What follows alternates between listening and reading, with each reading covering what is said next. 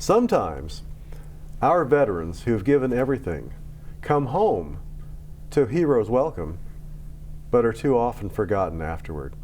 We're going to be talking with some people today who are making a difference for our veterans, particularly our veteran women. So, Jennifer, welcome to the program. Anna, welcome to the program. Thank you. Thank you. So, Jennifer, tell us about the Doughty Home for Veteran Women. All right, I would love to. So Doughty Home for Veteran Women was founded last year as a transitional group home to help facilitate veteran women that maybe were struggling with homelessness or finances or addiction, and it was a safe place for them to go and live. And so where is this located? It's located in Walla Walla. Okay. Yes. Now, how did you get involved with this? Okay, so I'm a veteran woman. I am a recovering addict, and I came to Walla Walla for treatment at the VA here. And when I came, I started housing veterans in need in my own home. I was able to facilitate that, and I noticed a gap in Walla Walla that there wasn't a lot of housing for veteran women, especially housing that wouldn't allow men in for veteran women that struggled with sexual trauma or anything like that. Mom. And so I did my research on how to found a nonprofit and open a transitional group home for veteran women. That sounds like a long and detailed and hard work too. It was. It's very rewarding. And I don't think it was hard work. Everything seemed to fall into place as it was supposed to. When I decided to try to open a nonprofit, I started doing research, and the people that I needed in this community somewhat fell into my lap. I would talk to one person and they'd say, well, go see this person, and everything just fell into place. I was able to get the business license and able to get an attorney here in Walla Walla, Mr. Jim Hayner.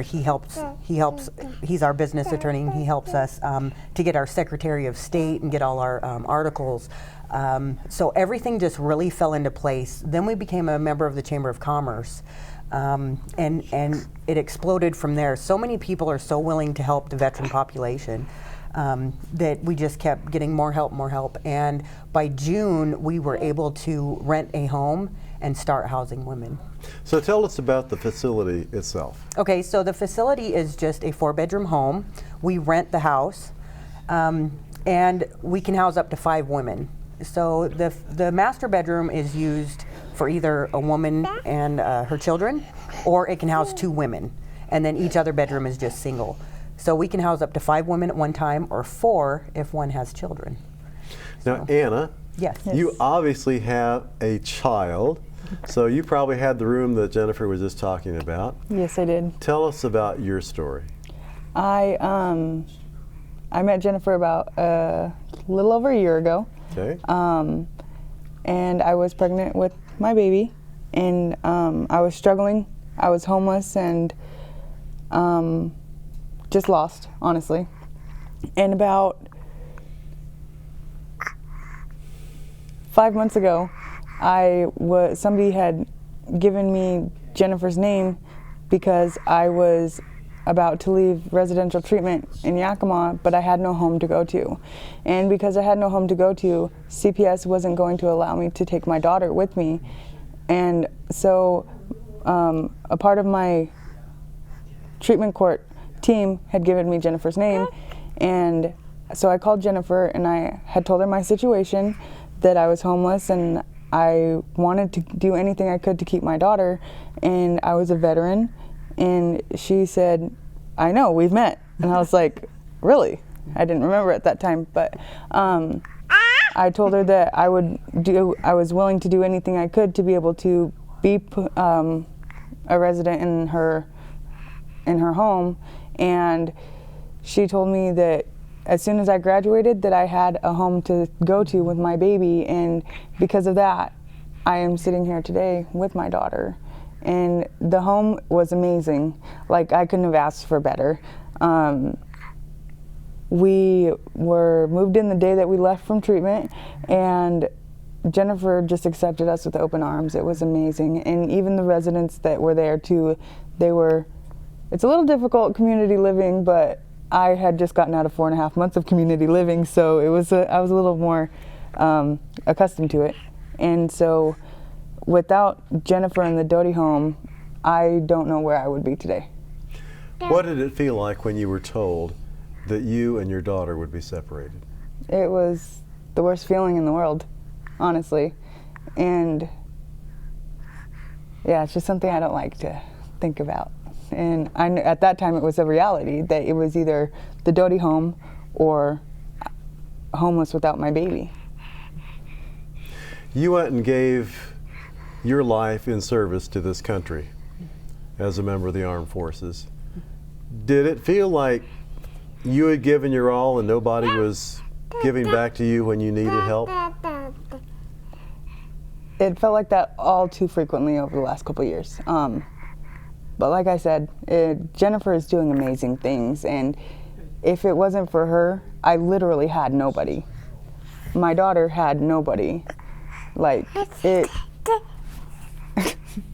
it's a very, just the feeling of loneliness and just being lost in general, and it's something that nobody should ever have to feel, especially when women like us have signed over our life to a cause that is greater than ourselves, and then to come back and not have anybody it's really disheartening. But in the end of the day, we do have somebody now. We have a home to come to if we need it, and it's amazing. So thank you, Jennifer. Jennifer, you hear these stories all the time, don't you? Yes, sir. So, what motivates you? Why are you so invested in this? Because I am a veteran woman that's in recovery. You both served in the Army, correct? Yes. Yes. Okay. Did you know each other Army. in the Army or no? Okay, No. you've met since. Right. I struggled with drug addiction, and since the VA was there to help me, I've been through treatment twice. And the VA here and the community of recovery here in Walla Walla was just so amazing that I was able to feel like I belonged again. Just like Anna said, in the military, we're part of something greater than ourselves. So when I got out of the military, I felt like I wasn't a part of anything anymore.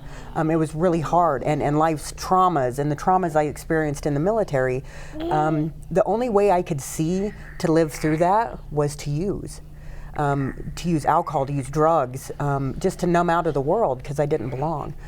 And so when I came to Walla Walla and I went through the treatment and I got into recovery with a 12-step program, and I started becoming a part of the community, and I felt I was somebody and I was needed and I was cared for, then that's what drove me to say, hey, all of us deserve to feel like there's hope and that somebody cares for us.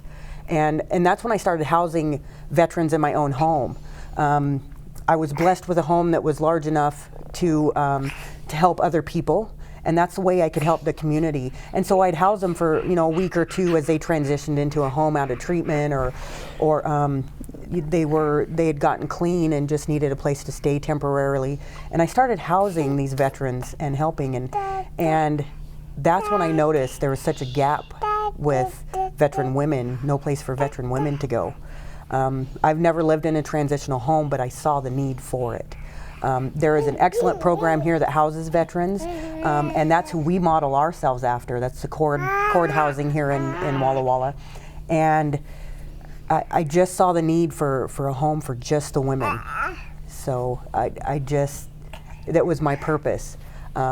Is that a blind side that we have? We recognize there are men that are having issues and we're doing more for them, but we forget that there are women who are in service as well? I do. I know personally I've struggled with people asking me when my husband is served, when anything military is brought up, and I try not to get upset about it, but I was the one that wore the combat boots.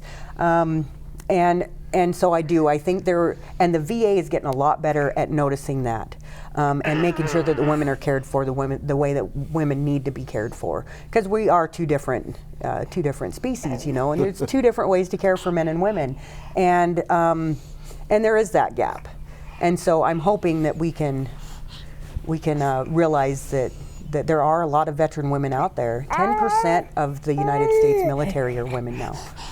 Why do you think we don't see that? Why are we missing that, and what do we need to do as a society to correct it? Well, I'll start with this first. I think society is doing a great job of recognizing and trying to correct it. I'll say that first. What I've noticed is a lot of men will wear their military baseball caps or their jackets. A lot of military women don't.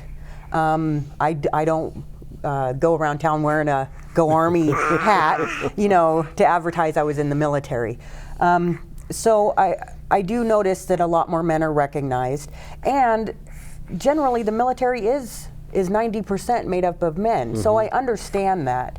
I just want that other 10%, you know, of the women that have served to be recognized. And I went to a conference at the VA not too long ago, and they were talking about setting up a certain area just for women, a waiting area. We have women doctors now that will serve just the women population, the veterans. So I think society's getting better at recognizing, and especially the VA. So it's getting better. Yes. What other steps need to be taken? We need to, I personally think that we need to have our voice put out there for one thing, and talk about our experiences as veteran women.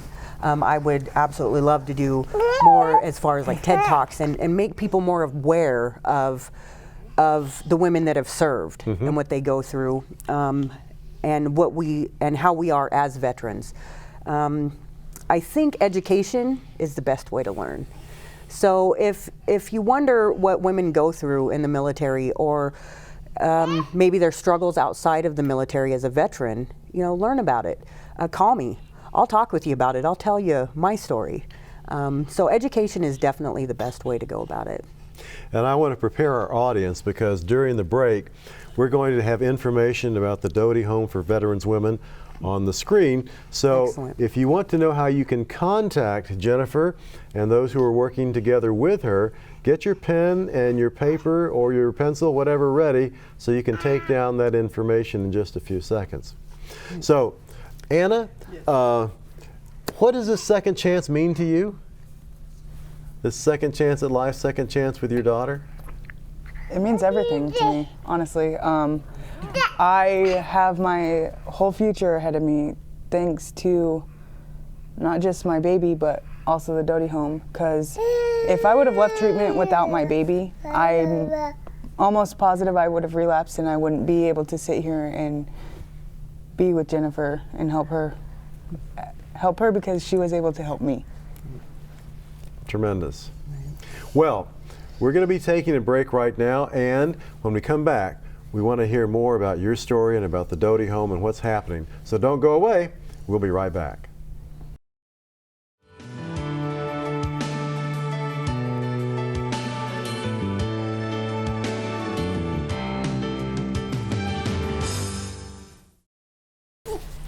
Hello and welcome back to Valley Viewpoint. If you are just joining us, my guests today are Jennifer Glynn and Anna Wade, talking about the Doughty Home for Veteran Women. So ladies, welcome back. Thank you. We just want to say express our appreciation on Blue Mountain Television for your service to our country, and thankful that you're not only serving your country past tense, but you're serving your country now by caring for those who have been caring for us. I think that's a wonderful story. Now, we want to make sure that we get a close-up of your daughter, Anna, because this is probably is this correct, her first television appearance? Yes. And if she ever becomes a movie star, you can send back for the video, and we'll make that a part of her life story. Oh, yeah. So, is she always this happy? Yes. She's Yes, always this she is. happy. Yeah. What a smile. Hi. What are you doing? Hi. I mean, she may be the next Lucille Ball. Who knows? Yeah. Hi. Yeah. Hi. Oh, that's wow, ridiculous. That is great. That's awesome. great. Well, Jennifer, I know there are Yes, people in our audience who resonate with your stories, and they're saying, well, I wish I could do something to help. How can people in our audience who want to make a contribution, I'm not talking just about a financial contribution, but get behind what you're doing, what can they do? Well, first off, I'll talk about we're revamping our board. We started out as a small nonprofit and we've grown bigger. So we need people on our board for development, for programming, to get involved with Doughty Home, because our vision is to get a lot bigger and be in more places and help more veteran women. And so we need anybody that's got expertise that would like to become a part of our team is very important. And they can do that even via Zoom if they would like to use their talents to help us, from a different city. We can have Zoom meetings with them and things like that. We have a lot of women that do a lot of quilting and make blankets for the house. So that would be excellent. We go through toilet paper quite a bit. So toilet paper would be an excellent in-kind donation. A house full of women. So, just sharing their thoughts and ideas on how we could do things. So that would be excellent. Now, is your organization able to accept financial contributions as a nonprofit organization? Yes, we can. I just have to make people aware that we are a private foundation.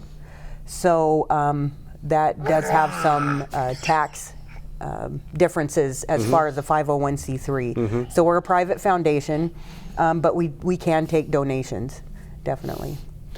Do you need any help at the facility itself, maintenance or, I don't know, mowing? I haven't been there, so I don't know exactly what kind of things you We need. do have one gentleman. He is a veteran, and he takes care of our maintenance and volunteers his time. But what we do need is help maybe moving furniture or because what we also do is we collect furniture and we give it back out to the veteran community.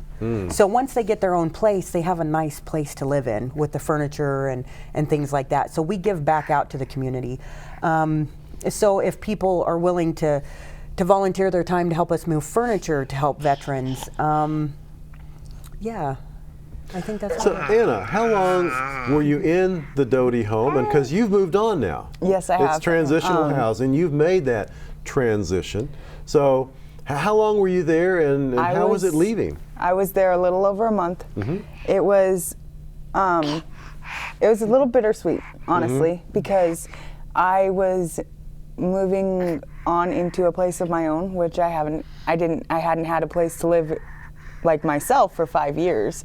I was homeless, really, and it was bittersweet because they were so welcoming, and it was nice having somebody else to come home to when I was done doing like my therapy and picking her up from daycare and doing all of the things that because I also am an active member in a 12-step program, so doing that and then being able to come home and not come home to an empty house, it was nice. And it's kind of lonely sometimes living by yourself. I mean, I have her, but Of course. it was nice to have a place to go to, but I knew it couldn't last forever. Right. They were there to help me, and they were amazing. They helped, and I was able to move on to my own place, which was amazing, and I couldn't have done it without the stepping stones of the Doughty Home to help me do that. Now, why is it called the Doughty Home? It's not called the Glynn Home. No, sir. It's called the Doughty Home. There's a story behind that too, I believe. There is, yes, sir. So, almost 4 years ago in May, my brother Jay Doughty passed away in a motorcycle accident in Boise, Idaho. And my brother was an amazing man. He's 8 years older than I am. and he worked in the state of Oregon with the developmentally disabled for over 20 years in Oregon. And when he moved to Boise, he opened a home for the developmentally disabled, and he adopted 10 of those adults. And he was just a really amazing person. And so when he passed, I was still in my active addiction, and I dealt with survivor's guilt of why is such a wonderful man taken from this earth and his drug-addicted little sister still here. And so in honor of my brother, Doughty Home was named Doughty Home for veteran women. Yeah. So your brother's legacy lives on through you and Yes, sir. through the work that you're doing for, Yes, sir. For these people who have, like Anna, no other alternative, no other place to go. Right. Really? So who helps you out with this? I know that you have a board and We you do. have some volunteers. So Yes. tell me about your extended family. Okay, so the president of my board is Tammy Green. She came on right after our home opened, and she is just she is amazing. a veteran too, correct? She's a veteran. Yep, Army she- as well? Navy. Navy veteran. She's got her master's. She is just an incredible woman who's very insightful, and she's ran a business before, and so her expertise just truly helps this program. And we work well together, and we do a lot of things together. Also, Tim DeWald was our first president of our board, and he's a veteran, Army veteran, and he helped to get it off the ground and get it going. We also have other board members that spend their time helping with fundraising and whatever that they can help with at their level. And then we have one volunteer that volunteers his time with maintenance at the home.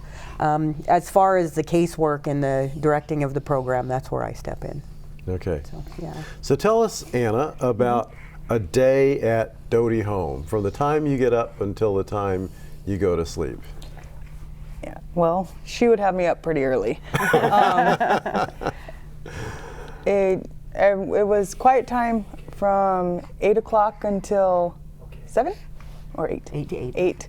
And so we would stay in our bedroom until about 8 o'clock, and then we would go and I'd put her in front of the TV because she was just barely learning to sit up and crawl. She's still not crawling yet, but we're getting there. And so I'd get up and get her something to eat, and Losing will shoot one you. of the other residents, she would visit with us, and we would have coffee and have some breakfast, and then I would get, lost cause that shoe. And then we would get ready for the day because I would have to have her at daycare at about 9:30. So then from there, I would go and do everything that I had to do, go to a 12-step meeting and just take advantage of the fact that I had her in daycare. And then we would go back I'd pick her up about 3 o'clock, and we'd go home and be able to visit and do the household chores before I went to another meeting. But that's the nice thing about the Dodi Home too, is that we all had our own contributions to be able to learn how to be able to maintain our own place after we had left the Dodi Home. And So as a resident, did you help with the cooking or the cleaning or any of the cleaning, things? it was because around? the cooking was on ourselves. Like if we felt like as individual residents, like we could cook our own foods. We had to share the fridge and the freezer, which got a little touchy sometimes, but outside of that, like the cleaning was, we took turns cleaning the bathroom and the living room, and the people who were downstairs would take care of the downstairs, but that's pretty much what we did. We didn't have to really worry about the outside because that's what the maintenance man was for. Right. But it was really just a normal day, it was something that, hey, cover your mouth. But it was just something that, it was the normalcy was amazing. And I totally appreciated that because I was in a community living situation when I was in treatment, but it was more of an institution rather. Can you stop pulling my hair? So it was nice just to be able to be in a family dwelling for the residents and stuff. So she had the normalcy of that too. Jennifer, I'm sure that some people are out there saying, boy, I wish I could get into something like that, but I probably can't afford it. Oh, The thing is I didn't think I could afford it either. Paying for the business license and things like that and getting started, but a community of veterans surrounded the purpose, and we all came together to financially help. So it's about community and getting out there and sharing your purpose and sharing your mission and sharing your vision, and letting and it being heartfelt, you know, and how much do the residents have to pay? Oh, so the program fees are $350 a month, and most of those are covered by other resources within the community for the first 4 months. Yeah. And now we're at the point where we can start giving grants for the program fees also to help them out. Yeah. Listen, thank you both for being with us. Thank you. Thank you for joining us for Valley Viewpoint. If you have an idea for a future viewpoint or would like to be a guest, please contact me at 509-529-9149 or write me at valleyviewpoint@bmt.tv. For Viewpoint, I'm Dan Solis.